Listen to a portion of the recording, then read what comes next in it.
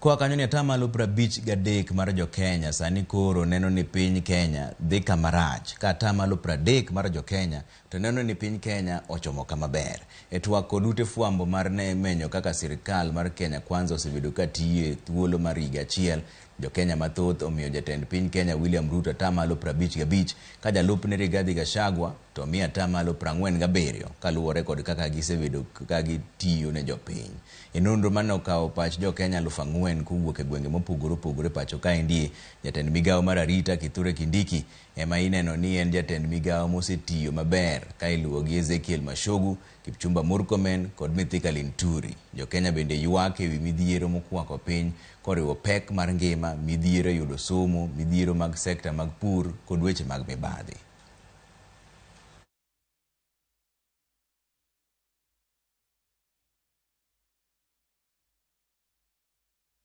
Sirikal mapacho kaendi